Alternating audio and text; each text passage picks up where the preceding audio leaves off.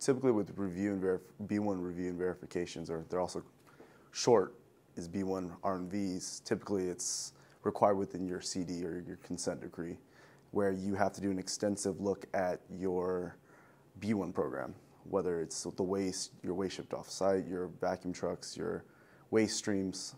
So with consent decrees, you're required to do a full extensive look at your program and see if you've accommodated for everything. But along top of that, once you get your consent decrees, review and verifications, it's helpful to update those wastes, because after so many years, you're not going to have the same waste streams, or you could be having new information within your units, or if you have new units, it's doing a review and verification on that specific unit itself. So with an R&V, we can actually start from as simple as the P&IDs, taking the process or the P&IDs and PFDs of each process unit, and then marking up those P&IDs, and then we'll start from there, and then go to the actual site itself and start talking with operators, engineers, and then get a sense of, okay, how much are these specific waste streams being used or being accumulated into your API or oily water separators. So from there, it's just creating a spreadsheet basically of all these waste streams and all these waste items to get a total number of your tab.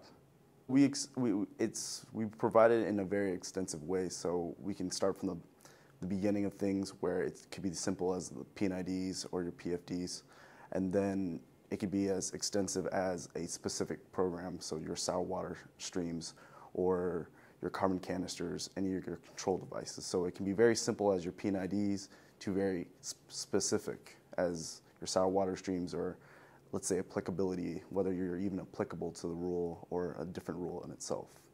Don't be intimidated by us, in the extent that, we don't have to do a complete R&V. It can be a step-by-step. So what we've done for previous clients have been, we take specific units and we'll do maybe 3 units or 5 units per year, and each year we'll pick up the units. So instead of doing an extensive one, I know, which can be very expensive, we'll break it out into sections with 3 to 5 units at a time. So it could fit your budget for your environmental budget, rather than have a huge full-out, blown-out one where it's just way too much money. I know it could blow your budget when you have LDAR, tanks, flares, and other programs to worry about.